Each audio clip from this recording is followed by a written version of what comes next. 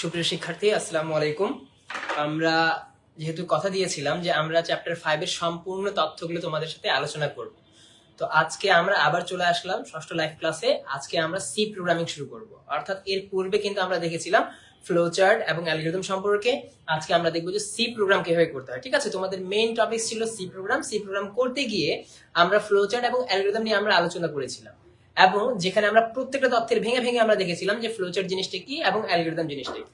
চিত্রের মাধ্যমে যদি কোনো কিছু সমাধান করা হয় সেটা হচ্ছে ফ্লো চার্ট, এবং ধাপে ধাপে কোনো তথ্য সমাধান করা হয় সেটাকে বলা হয় অ্যালগরিদম। এটা কিন্তু আমরা পূর্বে দেখেছিলাম।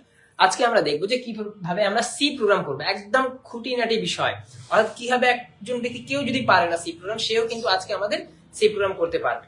ঠিক আছে, তো তোমরা যারাই এখন আছো তোমরা একটু শেয়ার করবা যে তোমাদের ফ্রেন্ডরা যারা আছে তাদের সাথে আমরা যাতে জানতে পারি আজকের ক্লাস সম্পর্কে। ঠিক আছে, তোমরা একটু সবাই শেয়ার করো যে আজকে আমরা সি প্রোগ্রামের ক্লাসের মধ্যে চলে আসছি। ঠিক আছে, কিন্তু তার পূর্বে তোমরা একটু আমাকে জানাবা যে তোমাদের মধ্যে তোমরা কি সকলে স্পষ্টভাবে শুনতে পাচ্ছ কিনা। ঠিক আছে, তোমরা যারাই আজকে লাইভ ক্লাসে আছো তোমরা একটু আমাদের সাথে শেয়ার করবা যে আমরা স্পষ্টভাবে সকলে শুনতে পাচ্ছি কিনা। ঠিক আছে, আচ্ছা। তো আজকের লাইভ ক্লাসটা কিন্তু অনেক চমৎকার হবে, কারণ আজকে লাইভ ক্লাসে আমরা সি প্রোগ্রামিং নিয়ে আলোচনা করবো। ঠিক আছে, অনেকগুলো শিক্ষার্থীর কিন্তু এখানে ভয় থাকে যে সি প্রোগ্রাম কিভাবে করব, এটা নিয়ে কিন্তু অনেকগুলো সমস্যা আমাদের থেকেই থাকে। তো এগুলা যাতে আমাদের কোনো কিছু না থেকে থাকে সে বিষয়ে কিন্তু আজকে আমরা সম্পূর্ণ বিষয়টা দেখব। ঠিক আছে, তো সি প্রোগ্রাম করতে গিয়ে আমরা আচ্ছা, আপনারা কি সকলে স্পষ্টভাবে শুনতে পাচ্ছেন আজকের ক্লাসটি? আমাদের সাথে একটু জানাবেন, যারা যুক্ত হয়েছেন বিভিন্ন জায়গা থেকে তারা একটু জানাবা যে তোমরা স্পষ্টভাবে আজকের ক্লাসটা শুনতে পাচ্ছ কিনা। ঠিক আছে, আচ্ছা, খুব ভালো। আজকের ক্লাসটা হচ্ছে আমাদের সি প্রোগ্রামিং নিয়ে। ঠিক আছে, তোমরা একটু শেয়ার করো, তোমরা যারা একটু যুক্ত আছো তোমরা একটু শেয়ার করো তোমাদের ফ্রেন্ডদের সাথে, যাতে তারাও আজকের ক্লাসটি করতে পারে এবং তাদের মধ্যে যে ভয়টা থাকে সি প্রোগ্রাম নিয়ে সে ভয়টা যাতে শেষ হয়ে যায়। ঠিক আছে, আমরা আরেকটু সময় নেই, যেহেতু আজকের ক্লাসটা অনেক ইম্পর্টেন্ট, তাহলে আমরা আরেকটু সময় নেই যাতে সকলে আজকের ক্লাসের মধ্যে জয়েন হতে পারে। ঠিক আছে, তোমরা যারাই বিভিন্ন জায়গায় আছো তোমরা একটু শেয়ার দিবা। আচ্ছা, খুব ভালো।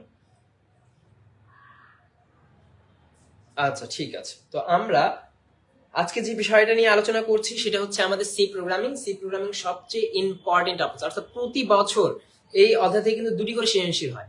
ঠিক আছে, তো আমরা যদি কেউ যদি এই অধ্যায়টা ভালোভাবে যদি করে নেয় তাহলে কিন্তু তার এই অধ্যায়ে আর কোনো সমস্যা কিন্তু থাকবে না। ঠিক আছে, তো আমরা চলো এখন আমরা শুরু করবো যে সি প্রোগ্রাম সম্পর্কে। ঠিক আছে, যে কিভাবে কোন তথ্যটা করবো। তোমরা যারা একটু জয়েন করেছো তোমরা একটু তোমাদের ফ্রেন্ডদের সাথে একটু শেয়ার করবা। ওয়ালাইকুম আসসালাম। তোমরা আশা করা যায় সকলে ভালো আছো, এবং তোমরা কেমন আছো তোমরা কিন্তু সকলে একটু জানাবে আমাদেরকে। হ্যাঁ, ঠিক আছে, যে তোমরা কেমন আছো এবং আমাদের ক্লাসগুলো কেমন লেগেছে বা লাগছে তোমাদেরকে সেটা কিন্তু তোমরা আমাদের সাথে জানাবে, বা কি এমন আমরা পরিবর্তন করতে পারি সে বিষয়ে কিন্তু আমাদেরকে মতামত প্রকাশ করতে পারো তোমরা। ঠিক আছে, আচ্ছা, তো আমরা আজকে ক্লাসটা শুরু করছি, এবং আজকের ক্লাসের মেইন টপিক যেটা ছিল সেটা হচ্ছে সি প্রোগ্রামিং। তো সি প্রোগ্রামিং করতে গিয়ে আমাদেরকে বেশ কিছু জিনিস জানতে হয়।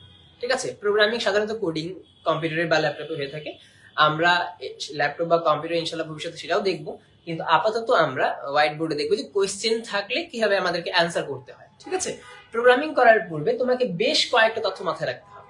যেমন আমাদেরকে ফার্স্ট অফ অল এই অধ্যায়ের মধ্যে, যেমন আমরা পড়াশোনা করছি, পড়াশোনা করার জন্য আমাদেরকে বই খাতা কলম লাগে, একটা পার্টিকুলার স্পেস লাগে। যেমন আমরা মনে করে পড়াচ্ছি, তো আমাদের একটা জায়গার দরকার যে আমরা কোন জায়গার মধ্যে পড়াবো। এমন তো হতে পারে না যে আমরা হাঁটতে হাঁটতে কাউকে বললাম যে চলো আজকে তোমাকে আইসিটি পড়াই দেয়, বা চলো আজকে তোমাকে কোনো একটা তথ্য পড়াই দেয়। আমরা এরকম কিন্তু হয় না, আমাদের কিন্তু একটা নির্দিষ্ট জায়গা লাগে। ঠিক একই ভাবে যখন আমরা সি প্রোগ্রামিং করবো সেখানে কিন্তু একটা নির্দিষ্ট জায়গার প্রয়োজন হয়ে থাকে।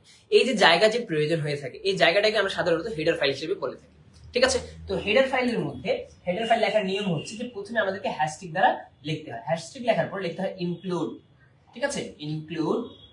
আর এই ইনক্লুড লেখার পরে কিন্তু আমরা এর পরে যে তথ্যগুলো ব্যবহার করি সেটা হচ্ছে আমাদের হেডার ফাইলের অন্তর্ভুক্ত। ঠিক আছে, এখন তুমি যদি লক্ষ্য করে দেখবা যে আমাদের হেডার ফাইলের মধ্যে প্রাথমিক অবস্থায় আমরা লিখে থাকি stdio.h। এর অর্থ জিনিসটা কি? stdio.h এর অর্থ কি আছে? এর অর্থ হচ্ছে standard input output dot header file. ঠিক আছে, এর অর্থ আমি কি বললাম? Standard input output dot header file. এখন এরপরেও কিন্তু আমরা অতিরিক্ত আরো হেডার ফাইল অ্যাড করতে পারি। সেই জিনিসটা কি আছে যে আমরা চাইলে এখানে আমরা আরো একটা অতিরিক্ত জায়গা ব্যবহার করতে পারি। অনেক সময় এমন হয় যে আপনি কোনো একটা মুভি ডাউনলোড করছেন। ঠিক আছে, কোনো একটা মুভি আপনি ডাউনলোড করছেন, ডাউনলোড করার জন্য আপনার ফোনে কিন্তু একটা ইন্টারনাল স্টোরেজ দেওয়া থাকে, এবং এরপরে কি করা হয়, একটা এক্সটার্নালি স্টোরেজ দেয়, তাই না? কেন দেয়? কারণ ইন্টারনাল স্টোরেজে যদি আপনার জায়গা না হয়ে থাকে তাহলে আপনি অতিরিক্ত একটা জায়গা পাবেন, তাই না, যেখানে আপনি তথ্যগুলো স্টোরেজ করবেন। ঠিক একইভাবে আমরা হেডার ফাইল কিন্তু মাল্টিপল ইউজ করতে পারি এবং আমাদের ইন্টার সিলেবাস শুধুমাত্র স্টোরি দিয়েও হয়ে যাওয়ার কথা, কিন্তু কিছু কিছু জায়গা আছে যেমন ত্রিভুজ আছে বা স্কোয়ারের যে কাজগুলো আছে সেই ক্ষেত্রে আমাদেরকে একাধিক তথ্য লেগে থাকে। তো আমরা আপাতত মনে রাখবো যে হ্যাশট্যাগ ইনক্লুড stdio.h এর অর্থ হচ্ছে standard input output dot header file. এরপরেও কি যদি বলে স্যার আমি আরেকটা হেডার ফাইল অ্যাড করতে চাই, ইনক্লুড conio.h। conio.h conio.h জিনিসটা কি? তো আমাদেরকে অতিরিক্ত জায়গার জন্য আমরা এটা ব্যবহার করি, এর অর্থ হচ্ছে consul input output dot header file. আচ্ছা আমি হেডার ফাইলকে চিনবো কিভাবে? হেডার ফাইল চেনার উপায় হচ্ছে ডট এইচ দেওয়া থাকবে, কোনো জায়গায় যদি ডট এইচ দেওয়া থাকে তাহলে সেটাকে আমরা হেডার ফাইল হিসেবে অকাইতে পারবো। আচ্ছা এখানে কিন্তু আরেকটা তথ্য আছে, যদি প্রশ্ন করা হয় অনেক সময় যে 3টি হেডার ফাইলের নাম লেখো, তো 3টি হেডার ফাইলের নাম লেখার সময় আমরা আরেকটা হেডার ফাইল তোমাদেরকে বলেই দিই, ইনক্লুড math.h। ঠিক আছে, গাণিতিক যতগুলো কর্মকাণ্ড আছে সেগুলোর জন্য আমরা এটা ব্যবহার করে থাকি, কিন্তু সাধারণত কোন জায়গায় যদি আমরা POW অথবা SQRT তথ্য ব্যবহার করব সেখানে আমাদের জন্য বাধ্যতামূলক হয়ে যাবে math.h টা ব্যবহার করা। আশা করা যায় তোমরা সকলে এই জিনিসটা বুঝতে পারছো। আমরা যদি কোনো জায়গায় যদি এই তথ্যগুলো যদি দিয়ে থাকি যে POW অথবা POW অথবা SQRT, তাহলে আমাকে math.h টা কম্পালসরি আমাকে ব্যবহার করতেই হবে, ঠিক আছে? আচ্ছা আপনারা অনেক সময় হয়তো দেখেন যে আমরা যখন কোনো তথ্য ব্যবহার করি, আপনারা হয়তো দেখেছেন যে ধান পরিমাপ করার সময় একটা অনেক বড় বড় পাল্লা থাকে, সেখানে কিন্তু লেখা থাকে যে 50 কেজি, 80 কেজি, 90 কেজি, তাই না? তো এই যে তথ্যগুলো থাকে এগুলো পূর্ণ সংখ্যা থাকে না, যে 50 কেজি। কিন্তু আমরা যখন আমরা চাল পরিমাপ করি, চাল পরিমাপ করার সময় আমরা কি দেখি 5 কেজি 600 গ্রাম, 50 কেজি 50 গ্রাম, মানে এরকম একটু গ্রামের মধ্যে পয়েন্টের মধ্যে চলে আসে। আবার ঠিক একইভাবে যখন সোনা পরিমাপ করা হয় কিন্তু একেবারে এমন ভাবে পরিমাপ করা হয় যাতে কোনো দিক থেকে বাতাসও না চলে, তাই না? যাতে একদম 0.00 সামথিং মানে সূক্ষ্ম যে বিষয়টা আছে সেটা কিন্তু নোট করা হয়। ঠিক একইভাবে সি প্রোগ্রামে কিন্তু এই বিষয়গুলো খেয়াল রাখতে হয়, ঠিক আছে? তো আমরা প্রথমে কি বললাম যে হেডার ফাইল নিয়ে আলোচনা করলাম, যে হেডার ফাইল জিনিসটা কি, যে কম্পিউটার আমরা যে প্রোগ্রাম করব প্রোগ্রামগুলো এর অন্তর্ভুক্ত থাকবে, ঠিক আছে? তো আমরা প্রথমে বললাম হেডার ফাইল লেখার জন্য আমাকে ইনক্লুড লিখতে হবে, studio.h স্ট্যান্ডার্ড ইনপুট আউটপুট, আর তারপর লিখলাম conio.h কনসাল ইনপুট আউটপুট, আর এবং এর সর্বশেষে আমরা লিখলাম math.h, ঠিক আছে, গাণিতিক কর্মকাণ্ডগুলো করার জন্য। এখন আমি একটু আগে তোমাদেরকে বললাম যে আমরা যখন ধান পরিমাপ দেখতাম, ধানের সময় কিন্তু বড় বড় পাল্লা দেওয়া থাকতো যেখানে অনেক বেশি তথ্যগুলো লেখা আছে, মানে অনেক বেশি ধান দেওয়া আছে, সেখানে 50 কেজি বা 80 কেজি বা 100 কেজি এরকম করে পরিমাপ করা, অর্থাৎ পূর্ণ সংখ্যায় থাকতো, ঠিক আছে না? সি প্রোগ্রামে যখন আমরা পূর্ণ সংখ্যা ব্যবহার করবো, ঠিক আছে, এটা মাথায় রাখবা, পূর্ণ সংখ্যা যখন আমরা ব্যবহার করব সেটাকে বলা হয় ইন্টিজার। কি বলা হয়? ইন্টিজার। তো ইন্টিজারের জন্য লিখতে হয় আমাদেরকে আইএনটি। তো কোন জায়গায় যদি আমি আইএনটি দেখতে পারি এটাকে আমরা বলবো পূর্ণ সংখ্যা, ঠিক আছে? আবার আমরা যখন বললাম যে একটু আগে যে আমরা চাল পরিমাপ যখন দেখতাম যে 5 কেজি 600 গ্রাম, 500 গ্রাম, 250 গ্রাম, তাই না? এই যে ভগ্নাংশের মধ্যে চলে আসলো, তো এটাকে বলা হয় ভগ্নাংশ।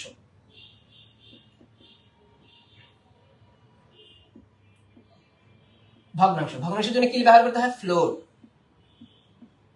তো যদি তোমাকে প্রশ্ন করে আইএনটি দ্বারা কি প্রকাশ করা হয়, আইএনটি দ্বারা আমরা পূর্ণ সংখ্যা ব্যবহার করি, আর ফ্লোর দ্বারা আমরা কি ব্যবহার করি? ভগ্নাংশ।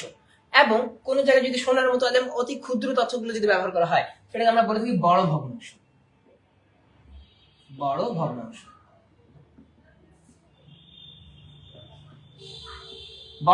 বড় ভগ্নাংশের জন্য আমরা কি ব্যবহার করবো? ডাবল। ডাবলের জন্য আমরা বড় ভগ্নাংশ বলে থাকি। এখন ভগ্নাংশ এবং বড় ভগ্নাংশ বলতে কি বোঝানো হচ্ছে? দশমিকের 5 বা 7টি সংখ্যা যদি এরকম করে দেওয়া থাকে তো সেটাকে আমরা বলবো ভগ্নাংশ। আর তার যদি অধিক সংখ্যা লেখা থাকে, মনে করো অনেকগুলো পয়েন্টের পর সামথিং অনেকগুলো সংখ্যা লিখে দেওয়া আছে, সেক্ষেত্রে আমরা সেটাকে বলবো ডাবলের অন্তর্ভুক্ত বলবো। আশা করা যায় তোমরা সকলে এতটুকু তথ্যটা বুঝতে পেরেছো। আচ্ছা এর পূর্বে কিন্তু আরেকটা তথ্য আছে, সেটা হচ্ছে ক্যারেক্টার, বর্ণ বা অক্ষর। হ্যাঁ, কোনো জায়গায় যদি বর্ণ দেওয়া থাকে, ঠিক আছে, কোনো জায়গায় যদি বর্ণ লেখা থাকে সেটাকে আমরা বলবো ক্যারেক্টার, ঠিক আছে? ক্যারেক্টারের জন্য আমরা কি ব্যবহার করবো? বর্ণ বা তথ্যগুলো ব্যবহার করবো, ঠিক আছে? তো এখন তোমাদেরকে যে বিষয়টা খেয়াল রাখতে হবে যে আমরা বললাম কোন জায়গায় যদি ক্যারেক্টার দেওয়া থাকে আমি সেটাকে বলবো বর্ণের মধ্যে পড়বে, বর্ণ বা অক্ষরের মধ্যে পড়বে। কোন জায়গায় যদি আইএনটি দেওয়া থাকে তাহলে আমি বুঝতে পারবো পূর্ণ সংখ্যা হচ্ছে। কোন জায়গায় যদি ফ্লোট লেখা আছে তাহলে আমরা ভাববো ভগ্নাংশ হচ্ছে, ভাবার কিছু নেই, মানে সেটাই হবে। আর ডাবল বলতে বড় ভগ্নাংশকে এখানে বোঝানো হচ্ছে, ঠিক আছে? আশা করা যায় তোমরা সকলে এতটুকু জিনিসটা বুঝতে পেরেছো।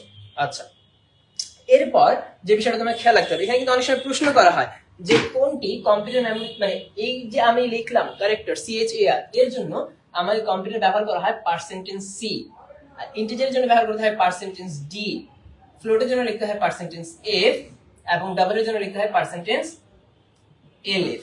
তাহলে আমাকে যদি প্রশ্ন করা হয় যে পার্সেন্টেজ ডি দ্বারা কি প্রকাশ করা হয়, পার্সেন্টেজ ডি দ্বারা আমাকে ইন্টিজার ব্যবহার করা হয়, ঠিক আছে না, পূর্ণ সংখ্যা। আর যদি বলে পার্সেন্টেজ সি দ্বারা, আমরা বলবো ক্যারেক্টার বা বর্ণ, ঠিক আছে। এখন এখান থেকে কিন্তু এটাও প্রশ্ন করা হয় যে কোনটি কম্পিউটার মেমোরিতে কতটুকু জায়গা দখল করে, ঠিক আছে। মাথায় রাখতে হবে ক্যারেক্টার কম্পিউটারের মধ্যে 8 বিট জায়গা দখল করে, এটা কিন্তু আমি বিটে বলছি, ঠিক আছে। 8 বিট লাগে, এটা আমাদের 32 বিট লাগে, এটাও আমার 32 বিটের প্রয়োজন হয়ে থাকে, আর এটা হয়ে থাকে আমাদের 64 বিট, ঠিক আছে। তো আমরা এখানে এই তথ্যগুলো মাথায় রাখতে হবে আমাদের, কারণ অনেক সময় প্রায় এমসিকিউর মধ্যে আসে যে ক্যারেক্টার কম্পিউটার মেমোরিতে কতটুকু জায়গা দখল করে, তো আমরা 8 বিটের দরকার পড়বে আমাদের, অর্থাৎ একটি ক্যারেক্টার আমার কম্পিউটারের মধ্যে 8টি বিট জায়গা দখল করবে। তাহলে আমি যদি 2টি লিখতে চাই তাহলে 16 বিট জায়গা দখল করবে, ঠিক আছে না। আশা করা যায় আমরা এই তথ্যটা বুঝতে পেরেছি। তোমরা একটু যারাই আমাদের সাথে যুক্ত আছো তোমরা একটু শেয়ার করবে আমাদের ক্লাসগুলো, এবং এতটুকু তথ্যটা তোমরা সকলে বুঝতে পেরেছো কিনা আমাদেরকে একটু জানাবে, ঠিক আছে। আশা করা যায় আমরা সকলে এই জিনিসটা বুঝতে পেরেছি। আচ্ছা, খুব ভালো।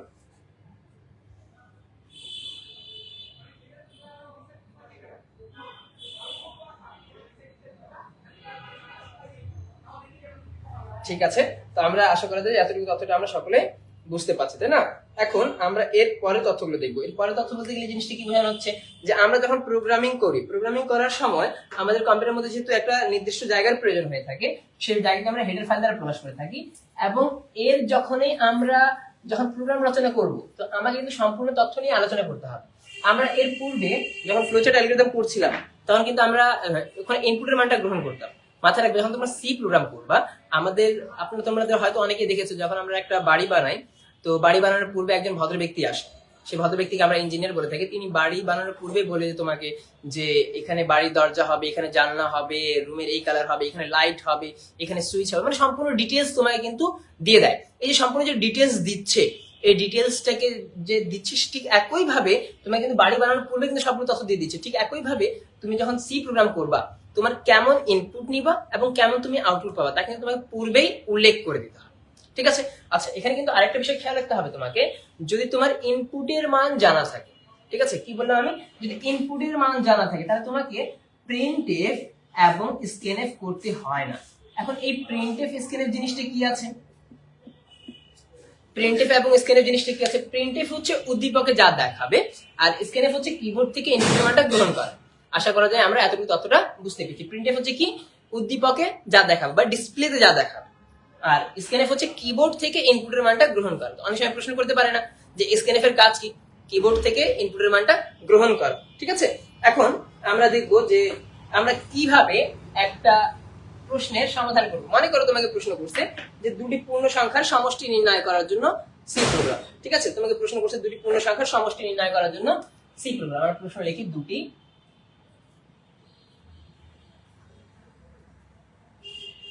পূর্ণ সংখ্যার সমষ্টি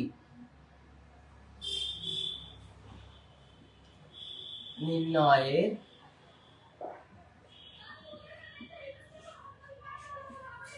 জন্য সি প্রোগ্রাম।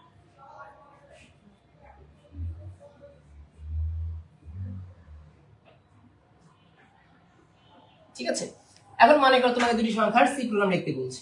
এখন দুটি সংখ্যার সি প্রোগ্রাম লেখার জন্য আমাদেরকে প্রথমে একটা তথ্য লিখতে হবে, সেটা হচ্ছে হ্যাশট্যাগ দিয়ে আমাদের হেডার ফাইলগুলো লিখতে হবে, তাই না। আমি প্রথমটাতে নরমালি যেটা আমরা ব্যবহার করতাম সেটাই লিখছি, ঠিক আছে। আমরা প্রথমে লিখলাম ইনক্লুড stdio.h। আমি অতিরিক্ত কোনো তথ্য এখানে ব্যবহার করিনি, অর্থাৎ কোণীয় এবং ম্যাথ এগুলো কিন্তু ব্যবহার করিনি। আমরা তাহলে কিন্তু কোণীয় নিতে পারতাম, কিন্তু আমরা নিচ্ছি না। আমরা প্রাথমিক অবস্থায় আমি শুধুমাত্র stdio দিয়ে কাজ করবো। তাই প্রথমে লিখলাম ইনক্লুড stdio.h। এরপর আমরা প্রত্যেকটা প্রোগ্রামে একটা মেইন ফাংশন আসে, মেইন ফাংশনের কাজ কি, যে কম্পিউটারকে প্রকাশ করা, যে এর পরের তথ্যগুলো কম্পাইল করা হবে, ঠিক আছে। এবং আপনার প্রোগ্রাম এখান থেকে কিন্তু শুরু হয়ে যায়, ঠিক আছে। কম্পিউটার কিন্তু এখান থেকে পড়া শুরু করে। এরপর তুমি যে দুটি পূর্ণ সংখ্যা নিচ্ছ, এখন তুমি বলো পূর্ণ সংখ্যা নিলে আমরা যোগ করলে পূর্ণ সংখ্যায় পাবো না, ঠিক আছে না। এখানে কি আমরা ভগ্নাংশ পাবো না, এখানে কিন্তু আমরা পূর্ণ সংখ্যায় পাবো। তা আমি এখানে লিখলাম পূর্ণ সংখ্যাকে আমরা কি দ্বারা লিখতাম, আইএনটি দ্বারা লিখতাম। তো আমি একটু আগে কিন্তু লিখেছিলাম আইএনটি, তো ইন্ট দ্বারা কি ইন্টিজার বোঝানো হয় এবং আইএনটি কে পূর্ণ সংখ্যা বলা থাকে। তো আমি দুটি সংখ্যা লিখছি, একটা লিখছি এ আর একটা সংখ্যা লিখছি বি, তাই না? দুটি সংখ্যা হয়ে গেল। এবং আমি কি বলেছিলাম যে তোমাকে বাড়ি বানানোর পূর্বে কিন্তু একটা সম্পূর্ণ ধারণা দেওয়া হয় যে কেমন ইনপুট পাবা এবং কেমন তুমি আউটপুট পাচ্ছ। ঠিক একইভাবে সি প্রোগ্রামের ক্ষেত্রে আমি যে দুটি ইনপুট নিয়েছি এদের যোগফল কেমন হবে সেটা কিন্তু উল্লেখ করতে হবে। আমরা যখন সি প্রোগ্রাম করছিলাম তখন কিন্তু আমরা আউটপুটটা প্রথমের দিকে কিন্তু লিখিনি, আমরা আউটপুট কিন্তু পরের দিকে লিখতাম। কিন্তু এখন আমাকে কি করতে হবে, আউটপুটটা আমাকে উল্লেখ করে দিতে। মনে করো আমি এদের সমষ্টির জন্য আমি লিখলাম সাম, ঠিক আছে? সাম লেখার পর আমি এ কমা বি কমা সাম, মানে আমার আউটপুট যেটা আছে সেটা কিন্তু আমার সামের মধ্যে থাকে, ঠিক আছে? আশা করা যায় আমরা এতটুকু বুঝতে পেরেছি। এখন তুমি বলো যে এ এবং বি এর মান কি জানা আছে তোমার কাছে? এ এবং বি এর মান কি আমার কাছে জানা আছে? এ এবং বি এর মান আমার কাছে জানা নেই। যেহেতু এ এবং বি এর মান জানা নেই, এই জন্য এ এর জন্য প্রিন্টএফ হবে এবং স্ক্যানএফ হবে। এতটুকু আমরা মনে রাখবো যে মান জানা না থাকলে কি হবে, প্রিন্টএফ স্ক্যানএফ হবে। প্রিন্টএফ এর কাজ কি, উদ্দীপকে দেখানো। স্ক্যানএফ এর কাজ কি, কিবোর্ড থেকে ইনপুটের মানটা গ্রহণ করা। তাহলে আমাকে স্ক্যানএফ এর মানটা নিতে হবে এখানে। এখন তুমি লক্ষ্য করে দেখো এর মান যেহেতু জানা নাই, তা আমি উদ্দীপক কি লিখছি, মনে করো আমি লিখে দিচ্ছি এন্টার দি ভ্যালু অফ এ। তার মানে তুমি এর মান কম্পিউটারকে দিতে বলছো। তাহলে এই যে আমি লিখলাম ইন্টার দ্য ভ্যালু অফ এ, এখানে কিন্তু আমাকে ইনভার্টেড কমা দিয়ে লিখতে হবে। মাথায় রাখবা ইনভার্টেড কমার ভিতরে আমি যাই লিখবো না কেন সেটাই দেখাবে, এর বাইরে অতিরিক্ত কোনো তথ্য দেখাবে না। আমি লাইন শেষ করলাম। এখন সেকেন্ড মানে সি প্রোগ্রামের ক্ষেত্রে যখন আমরা লাইন শেষ করব সেখানে কিন্তু আমরা সেমিকোলন দিই। তো আমার এখানে কিন্তু লাইনের সমাপ্তি বোঝাচ্ছে, আমি সেমিকোলন দিয়ে দিলাম, ঠিক আছে না? তারপর আমি লিখলাম স্ক্যানএফ। স্ক্যানএফ এর কাজ কি, কিবোর্ড থেকে ইনপুট মানটা গ্রহণ করা। আমি কার মান নিচ্ছি, আমি এর মান নিচ্ছি। এ কার মধ্যে আছে, ইন্টের মধ্যে আছে। ইন্টের জন্য কি লিখতে হয়, পার্সেন্টেজ ডি লিখতে হয় এবং এটাকে ইনভার্টেড কমার মধ্যে রেখে তারপর কমা দিবে। ম্যাক্সিমাম স্টুডেন্ট এখানে কিন্তু ধরা খেয়ে যায়, অনেকে কিন্তু এইভাবে করে দেয়, কমা দিল, ইনভার্টেড কমা এবং কমা দিয়ে দিল, মানে একটার মধ্যে যেহেতুর মতো করে দেয়। তো যার কারণে এটা দেখতে ভুল মনে হয় এবং এটার কারণে কিন্তু অনেক সময় খাতাটা কেটে দেওয়া হয়, ঠিক আছে? তো তোমরা একটু কাজ করবা যে ইনভার্টেড কমা ক্লোজ করার পর তারপর কমা দিবা, ঠিক আছে? দেওয়ার পর আমরা কার মান নিচ্ছি, এর মান নিচ্ছি। এর যার মান তুমি নিবা তারপরে তোমাকে এন্ড পার্সেন্ট দিয়ে এ লিখতে হবে। তুমি এর মান নিচ্ছ, এই জন্য এন্ড পার্সেন্ট দিয়ে এ। তুমি যদি বি এর মান নিতা এন্ড পার্সেন্ট দিয়ে বি লিখতে হতো তোমাকে। আশা করা যায় তোমরা সকলে এতটুকু বুঝতে পেরেছো। এটা আমরা এর জন্য করলাম। তাহলে বি এর জন্য কি করতে হবে আমাকে, ঠিক আবার আমাকে করতে হবে প্রিন্টএফ। এখন প্রিন্টএফ এ আমি আবার আগের মতো লিখতে পারবো। লিখলাম এন্টার দি ভ্যালু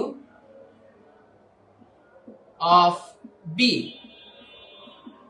আচ্ছা, অনেকের প্রশ্ন আসতে পারে স্যার এখানে কি আমি ক্লোন দিব কি না দিলেও চলে?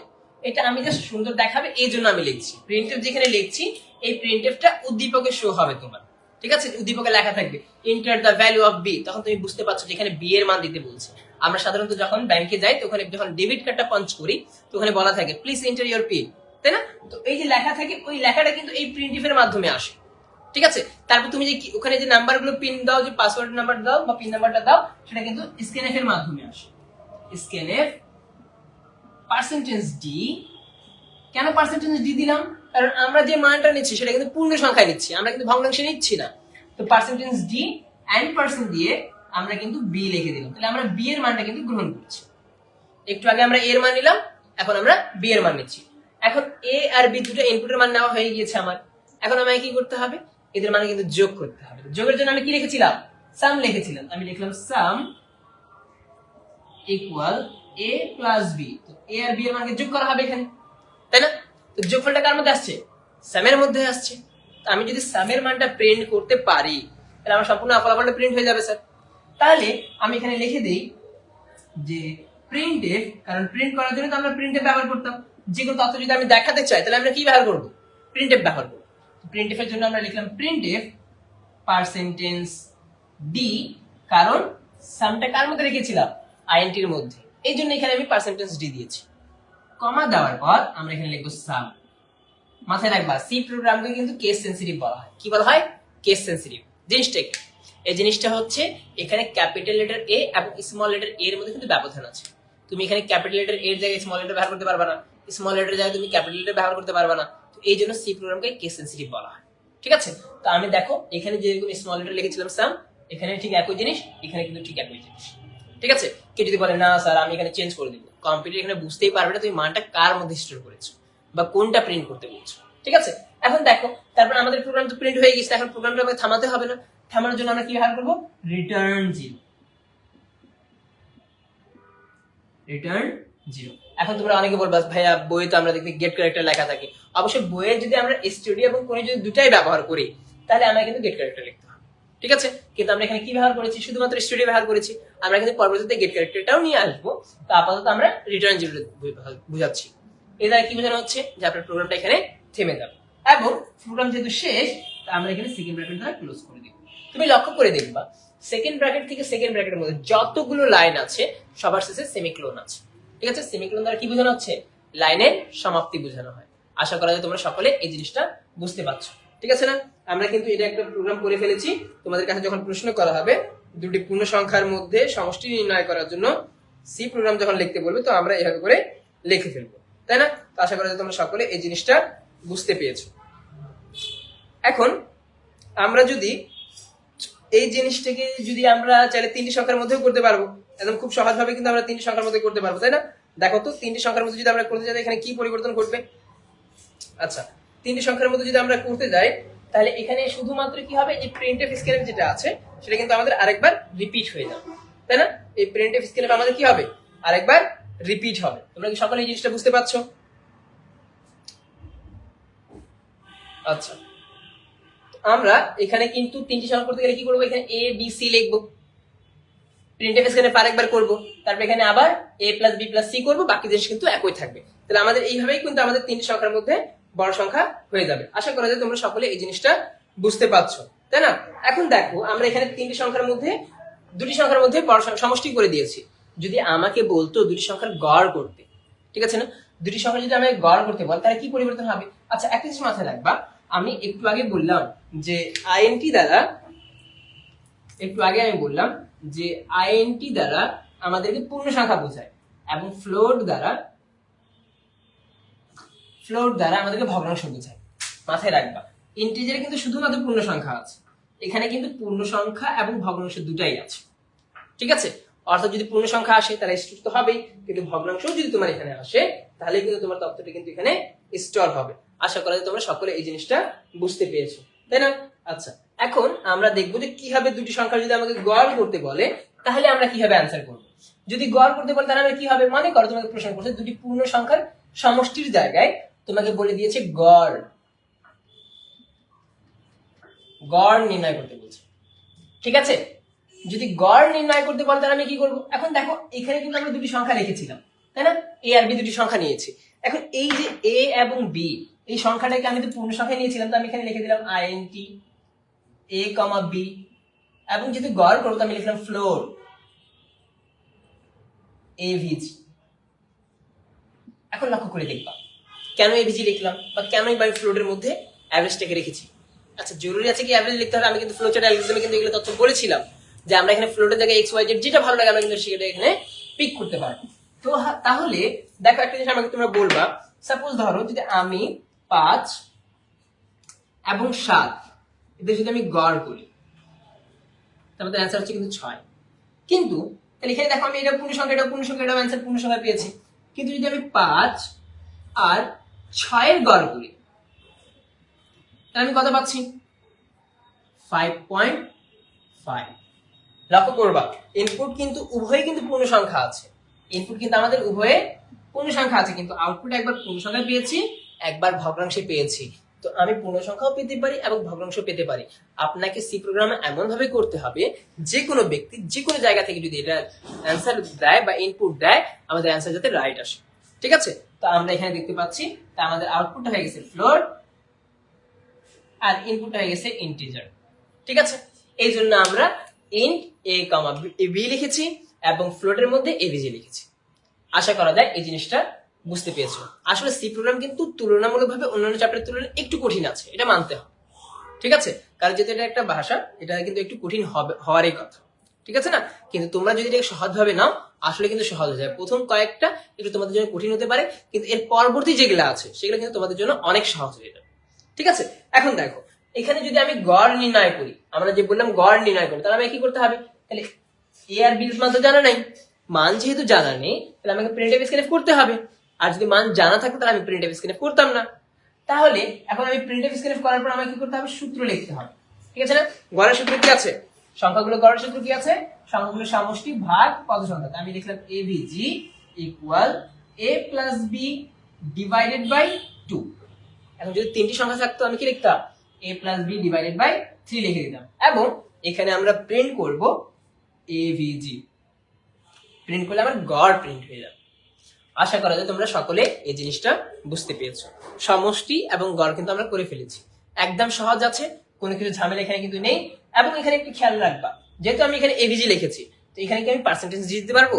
কারণ আমি এভিজি কার মধ্যে লিখেছি? ফ্লোটের মধ্যে লিখেছি। তাহলে আমি এখানে পার্সেন্টেজ দিয়ে দেয় কি হবে? আমার এখানে পার্সেন্টেজ এফ হয়ে যাবে। তোমরা সকলে এই জিনিসটা বুঝতে পেরেছো। এখন দেখো এই জিনিসটা কিন্তু যখন তোমাকে কঠিন মনে হবে তুমি কি করবা? একটু চেষ্টা করবা আর আমি স্টেপ বাই স্টেপ বুঝে করার। ঠিক আছে, যদি স্টেপ বাই স্টেপ যদি তোমরা বুঝে করো তাহলে কিন্তু তুমি সবগুলো তথ্য সহজেই করতে পারবে। ঠিক আছে, এখন দেখো এখানে আমাদের প্রশ্ন করছিল দুটি পূর্ণ সংখ্যার সমষ্টি নির্ণয় করার জন্য। দেখো সমষ্টির অ্যান্সারটা কিন্তু খুব সহজে কিন্তু অ্যান্সারটা হয়ে গেছে। এবং গড় করতে বলে আমরা এতটুকু পরিবর্তন করলে আমাদের গড় কিন্তু হয়ে যাবে। কিন্তু যদি তোমাকে বলে যে আয়তক্ষেত্রের ক্ষেত্রফল নির্ণয় করতে, মনে করো এটা কিন্তু আমাদের হয়ে গেছে, আমি এটা মুছে দিই। হ্যাঁ, এখন মনে করো তোমাকে বললো যে যে কোনো সংখ্যা দিয়ে দিতে পারে, ঠিক আছে, কোনো সংখ্যার মান দিতে পারে বা অন্য কোনো তথ্য বলতে পারে। তো সেক্ষেত্রে আমরা কিভাবে অ্যান্সারটা করব? চলো আমরা আশা করি যে এতটুকু বুঝতে পারছি। আমি একটু আগে হেডার ফাইল নিয়ে আলোচনা করছিলাম। হেডার ফাইলে আমরা বুঝবো কিভাবে? যদি কোনো তথ্যের পরে যদি ডট ইজ দেওয়া থাকে তাহলে সেটাকে আমরা হেডার ফাইল বলবো। ঠিক আছে, আচ্ছা এখন আমরা যদি মনে কর তোমাকে প্রশ্ন করলো যে আয়তক্ষেত্রের ক্ষেত্রফল, আয়তক্ষেত্রের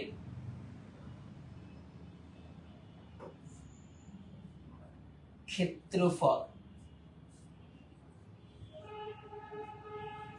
ক্ষেত্রফল নির্ণয়ের জন্য সি প্রোগ্রাম লিখতে বলছে। আয়তক্ষেত্রের সূত্র কি আছে? দরকার কোনো প্রশ্ন? আচ্ছা মাথায় রাখবা, যখন ক্ষেত্রফল নির্ণয় করবা সবগুলো কিন্তু ফ্লোটে নেওয়ার চেষ্টা করবা। প্রশ্ন হচ্ছে কেন স্যার?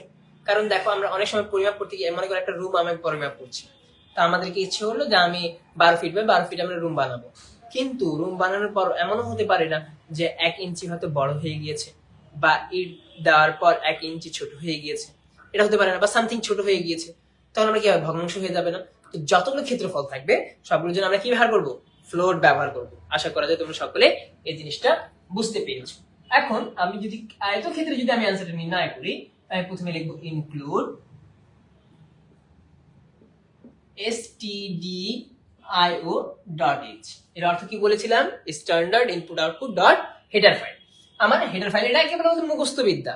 ঠিক আছে, এরকম তুমি লিখতে হবে তোমাকে। তারপর আমরা কি লিখবো? মেইন লিখবো, আর মেইন লেখার পর ব্র্যাকেট ওপেন ক্লোজ করে আমরা সেকেন্ড ব্র্যাকেট ওপেন করব।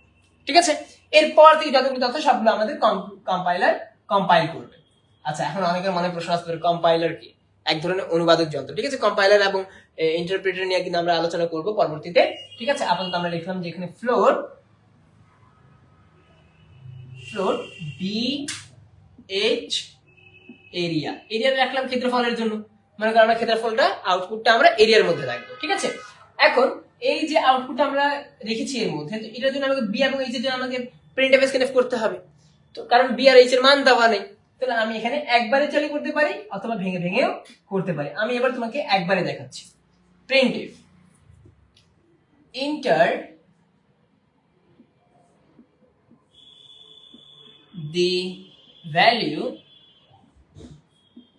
of b, h।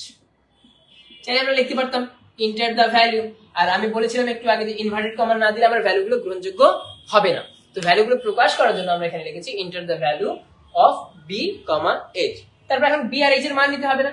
b R h কার মধ্যে ছিল? ফ্লোটের মধ্যে। আমি এখানে লিখলাম ফ্লোট b, ফ্লোট লেখা দুইটি মিস্টেক হয়ে গেছে। দেখো এখানে দুটার মানের জন্য আমরা প্রিন্টএফ করে নিচ্ছি। মানে স্ক্যানএফ করব আমরা SCANF স্ক্যানএফ পার্সেন্টেজ লিখে দিলাম f, যেহেতু দুইটার মান নিচ্ছি 2বার আমাকে পার্সেন্টেজ এফ দিতে হবে। আমি যদি 3টা মান নিই তাহলে আমাকে কি করতে হবে? 3বার দিতে হবে। এদের মধ্যখানে কোনো প্রকার ডট বা কমা আসবে না। তারপর এন্ড পার্সেন্ট দিয়ে আমি লিখবো বি, তাহলে বি এর মান চলে আসবে, এবং এন্ড পার্সেন্ট দিয়ে আমি লিখে দিব এইচ, এইচ এর মান চলে আসবে। ঠিক আছে, বি এবং এইচ এর মান আমার এইভাবে করে চলে আসবে। এরপর আমরা দেখতে পাচ্ছি যে আমাদেরকে সূত্র লিখতে হবে। আমি লিখলাম area equal B into H, base আর হাইট এখানে হয়ে গেল। এখন এরিয়ার মানটা আমাকে প্রিন্ট করতে হবে না, তো এরিয়ার মান যদি আমি প্রিন্ট করি তাহলে আমাদের আউটপুট প্রিন্ট হয়ে যাবে। আমি লিখলাম প্রিন্ট এফ, কারণ আমি একটু আগেই বলেছিলাম প্রিন্ট করার জন্য কি করতে হবে? প্রিন্ট এফ ব্যবহার করতে হবে। প্রিন্ট এফ পার্সেন্টেজ এফ কমা দিয়ে লিখতে হবে এরিয়া। তোমরা যদি লক্ষ্য করো, দেখো আমি কিন্তু ইনপুট নেওয়ার সময় n% দিচ্ছি, আউটপুটের সময় কিন্তু n% দিচ্ছি না। তারপর আমরা লিখবো এখানে রিটার্ন 0, তারপর আমরা করে দিব শেষ। ঠিক আছে, এটা হচ্ছে আমাদের আয়তক্ষেত্রের জন্য একদম সহজভাবে করা যায়। এগুলো একদম কিন্তু সিম্পল প্রোগ্রামের মধ্যে পড়ে। ঠিক আছে, সিম্পল ফ্লোচার্ট আমি বলেছিলাম না, ঠিক আছে, সিম্পল তথ্যের মধ্যে কিন্তু পড়ে। এখন তোমরা বলবা সিম্পল বলে বলে তো অনেক কঠিন হয়ে যাচ্ছে স্যার। আসলে কিন্তু তথ্যগুলো কিন্তু একটু হলেও প্রথমে দিকে তোমার কঠিন মনে হতে পারে, কিন্তু যখন তুমি অভ্যস্ত হয়ে যাবে লাইনগুলোর মধ্যে তখন তুমি দেখবে যে পরবর্তী তোমার জন্য সহজ হয়ে যাচ্ছে। এখন দেখো এটা কিন্তু আমরা আয়তক্ষেত্র করেছি। যদি তোমাকে ত্রিভুজ বলতো, কি বলতো? ত্রিভুজ বলতো। এই আয়তক্ষেত্রের জায়গায় যদি তোমাকে ত্রিভুজ বলতো, ত্রিভুজ যদি বলতো, ত্রিভুজের সূত্র কি ছিল? হাফ গুণন ভূমি গুণন উচ্চতা। তাহলে আমরা কি করতে হবে? শুধুমাত্র এখানে আমাকে এতটুকু পরিবর্তন করতে হবে, 0.5 ইনটু বি ইনটু এইচ। এতটুকু করলেই আমাদের आंसर কিন্তু এখানে হয়ে যাবে। আশা করি যে তোমরা সকলে কিন্তু এই জিনিসটা বুঝতে পেরেছো। ঠিক আছে না? তো আমরা এইভাবে করে কিন্তু আমরা আয়তক্ষেত্র, ত্রিভুজ, ঠিক আছে, এবং সমষ্টি এবং গড়, আজকে আমরা 4টা প্রোগ্রাম করেছি। এই 4টি প্রোগ্রাম তোমরা একটু দেখবা এবং তোমরা তোমাদের ফ্রেন্ডদেরকে একটু শেয়ার করবা। ঠিক আছে, যাতে আমরা পরবর্তী ক্লাসগুলোতে আমরা যাতে ত্রিভুজ এবং অন্যান্য যেগুলো তথ্য রয়েছে সেগুলো কিন্তু আলোচনা করতে পারি। ঠিক আছে, তো আশা করা যায় তোমরা সকলে এই জিনিসটা বুঝতে পেরেছো। তো আজকের ক্লাসটা আমরা এতটুকুর মধ্যেই রাখবো ইনশাআল্লাহ। পরবর্তীতে তোমাদের সাথে আবার দেখা করব, এবং আজকে হচ্ছে আমাদের বুধবার, আমরা পরবর্তী ক্লাস নিব শনিবার। সম্ভবত শনিবারে ক্লাস নিব, অথবা কাল শুক্রবারেও আমরা ক্লাস নিতে পারি। যদি শুক্রবারে ক্লাস হয় তোমরা কিন্তু ফেসবুক পেজের মধ্যে কিন্তু অ্যানাউন্সমেন্টটা পেয়ে যাবে। ঠিক আছে, তো আশা করা যায় তোমরা সকলে ভালো আছো এবং সুস্থ থাকো, এবং ইনশাআল্লাহ তোমাদের সাথে আবার দেখা হবে পরবর্তী ক্লাসে। আসসালামু আলাইকুম।